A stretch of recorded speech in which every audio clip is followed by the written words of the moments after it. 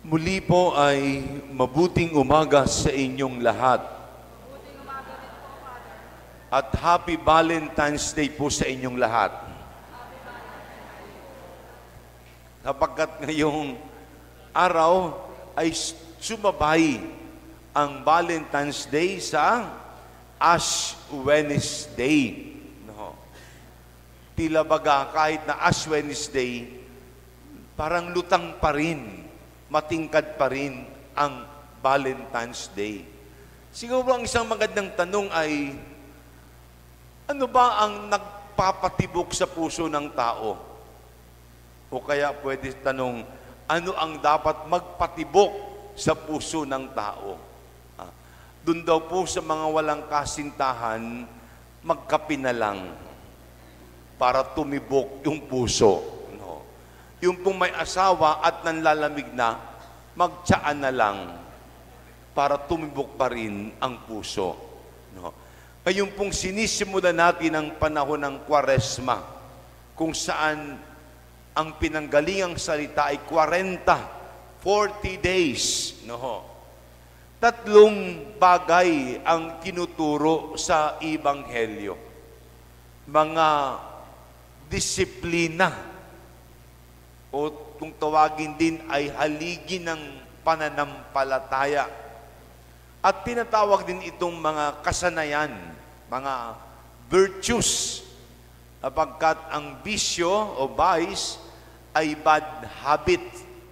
Yan. Ang virtue is a good habit. Yan. Kaya hindi lang kasanayan, mabuting kasanayan. Kaya pag good habit, is a virtue. Yan. Pag bad habit, it is a vice. Binabanggit sa Ebanghelyo, ang pananalangin, ang pag-aayuno, at ang paglilimos.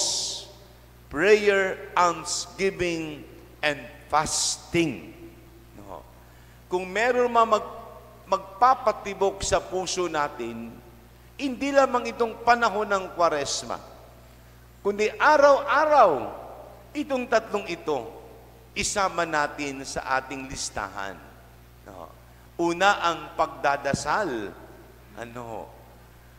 Kaya nga kapag ang tao, tingnan niyo po, daming alalahanin, daming dinadala, daming problema. Kuminsan nadidepress, nanghihina. Anong sinasabi? Magdasal ka. Yan. Punta ka ng simbahan, magsimba ka. Hindi natin namamalayan, yun ang nagbibigay sigla, yung dasal. Kapag nalilito ka, kapag hindi mo alam ang gagawin, sinasabi sa atin, magdasal ka. Nagpapatibok ng puso, nagpapatibok sa buhay. Hindi lang natin namamalayan. Sa iba parang hindi na kailangan. Pero yan ang katotohanan, yung pananalangin. Subalit, sa pagdadasal, hindi lang dapat nagdadasal kung anong kailangan. Dapat din yung dasal ay hindi makasarili, maging selfless. Lagi kong sinasabi, when you pray, do not only pray for your needs, also pray for the needs of others. Yung pagdadasal, magpapatibok sa puso natin. At yung pagdadasal, hindi lang magpapatibok, dadalisay sa atin. Hanggang dumating yung araw na hindi lang kahilingan ng dasal natin, ipinagdadasal din natin yung kahilingan ng iba. Kaya nga pag may mga kilala ka, kamag-anak ka na namatayan, yan. Sinasabi, pagdasal mo naman, namatay si ganito. To teach us to pray for others. Dati-dati, araw-araw, meron akong dyaryo, newspaper. Natigil na lang, Pero ang isang tinitingnan ko sa newspaper, pag nagpapasa pa kayo ng dyaryo, titingnan ninyo yung obituary, kung saan nakalagay yung mga patay. Hindi lang yan inilalathala, Pag nagbabasa ka ng dyaryo, nadaan ka sa obituary, ipagdasal mo yung nakalagay sa obituary. Kaya nga yung pinapublish para maipagdasal mo. Kayong dasal, hindi lamang nagpapatibok sa puso, nagbibigay sigla sa buhay. Yung dasal dapat nagdadala sa atin sa kadalisayan. Prayer should purify us. When we become selfless, it means we are being purified by prayer. Hindi ng kahilingan mo, pati kahilingan ng kapwa mo. At yung kapwa mo, siya din magdadasal para sa iyo. Yan. Yan ang una. Maging kagawian nawa natin. Maging kasanayan. It should become a habit. A good habit. A good habit. Yan ang una binabagit sa Ebanghelyo. Yung pagdadasal. Kaya nga si Jesus nagdasal. Kahit hindi niya kailangan magdasal. Hindi kailangan magdasal ni Jesus. Ay Diyos. Di po ba? Subalit, bakit nagdasal si Jesus? Para magbigay ng halimbawa. At upang ipagdasal tayo. Tayo ang ipinagdasal ni Jesus. Wala naman siyang kahilingan. Wala siyang kailangan. Siya ay Diyos. Yan. Tayo ang may kailangan. Yan. Yan ang una, panalangin. Nagpapatibok ng puso, nagpapasigla ng buhay, at nagdadalisay. Prayer purifies us. Pangalawa pong turo ni Jesus. Panalangin, pangalawa, pag-aayuno.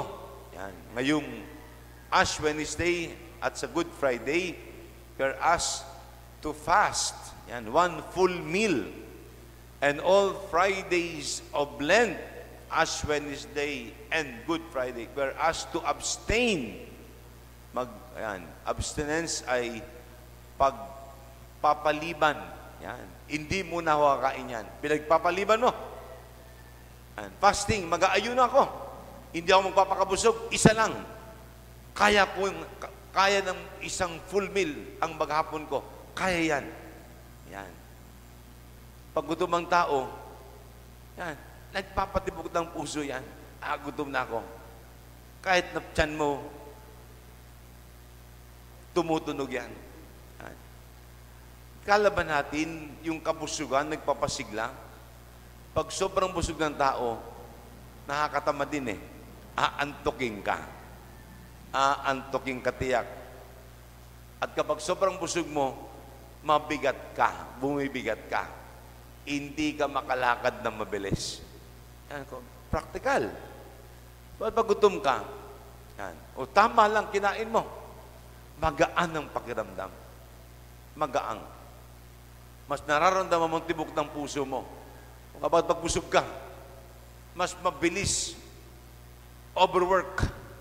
Yan. Pag magaan ka, yan, mas mararamdaman mo ang tibok sapagkat normal, hindi overwork, walang ginagawa, merong ginagawa, hindi lang overwork. Yan.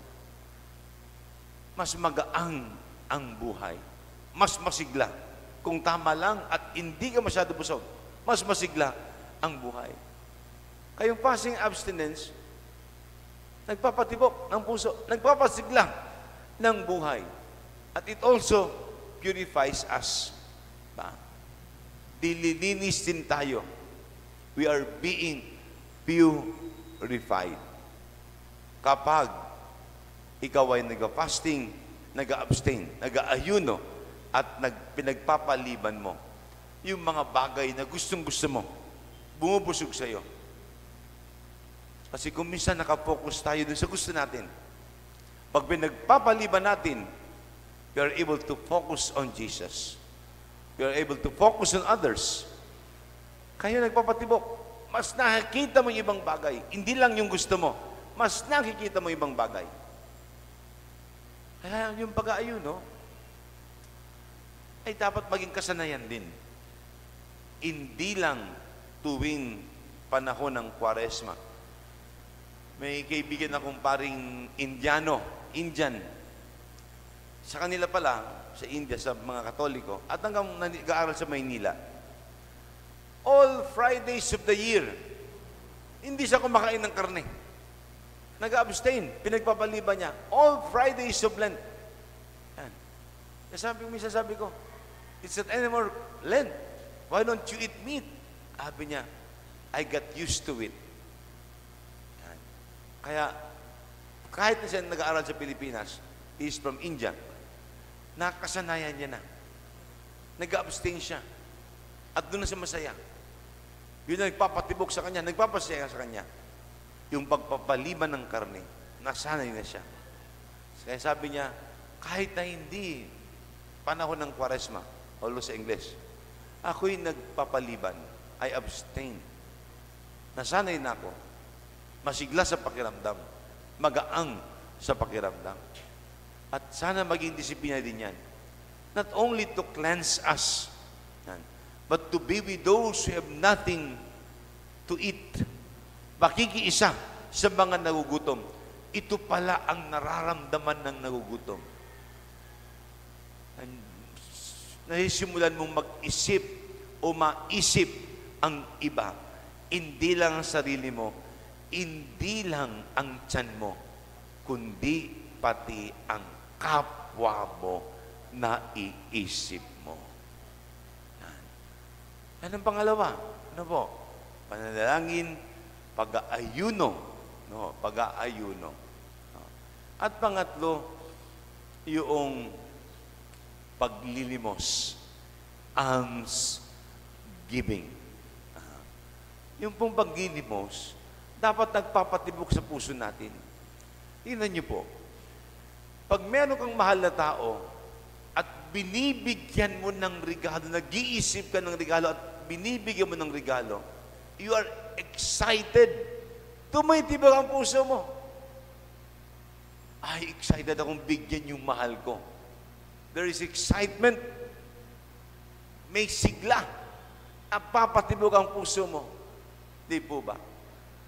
At kapag mahal na mahal mo, you don't care kung mahal o hindi. O kahit mahal yan, ang mahalaga, mapasaya mo yung mahal mo, kaya binibigyan mo. Kanon din sana ang paglilimos. Hindi yung mabigat, walang indolensya. Dapat nagpapatibok, nagpapasigla. At dapat dumadalisay sa atin. Wala nang strings attached. Wala nang strings attached. Ang lagi mong iniisip lang ay masiyahan yung bibigyan ko. Yan. Kahit na mahal, basta masiyahan yung binibigyan ko at bibigyan ko. Di po ba ganun sa mahal eh? Kahit mahal yung regalo yan, basta mahal mo, baliwala ang halaga. Ang mahalaga, mapasaya mo ang bibigyan mo. Yan. At excited ka. Bibili ako ng regalo para sa kanya. Titibok ang puso mo, ma-excitement, sisigla yung buhay mo. And you will also be purified. Dadalisayin ka din sapagkat you become selfless. Hindi lang sarili, hindi ka na nanghihinayang, kundi nasisiyahan ka na. You outgrow that selfishness. You become selfless. Yan. Kaya simula po ng Kwaresma, itong tatlong disiplina ang itinuturo ni Jesus. Ang pananalangin, pag-aayuno, at paglilimos. Dapat magpatibok sa puso natin, magbigay ng sigla, at nagtuturo sa atin para dalisayin tayo. Maging pure ang intention sa pamamagitan nitong tatlong mga gawain. Ano po? Ayan po. Kaya, hindi dapat pabigat. Itong season of Lent should never burden us. Rather, the season of Lent should unburden us. Kasi kung minsan pakiramdam natin, naku, magdadasal, prosesyon. Naku, mag-aayuno, magugutom ako. Naku, maglilimos, mababawasan yung pera ko. Hindi dapat pabigat ito eh. At hindi naman talaga ito pabigat. Ito po'y nagpapagaang sa atin kung ating uunawain. And this should and this will unburden us. Pagagaaning yung buhay natin. At yan ang dasal po natin. Subukan nyo. Simula sa araw na ito. Ang pagdadasal, pag-aayuno, paglilimos. At pag natapos ang Kwaresma, magiging bahagi na ito ng buhay ninyo. Kaya ko nang maglimos ng masaya. Kahit hindi Kwaresma. Kaya ko nang mag-ayuno ng masaya. Kahit hindi Kwaresma. Kaya ko nang magdasal araw-araw. Kahit hindi Kwaresma. Yun po ang mission natin. Hindi lang itong panahon ng Kwaresma, maging bahagi ng buhay natin. Ano po? Yan. Ngayon po ay babasbasan natin ang mga abo. Yan. Pakikalabit sa katabi, kamo gising na. No? Magsitayo po ang lahat para sa pagbabasbas ng abo.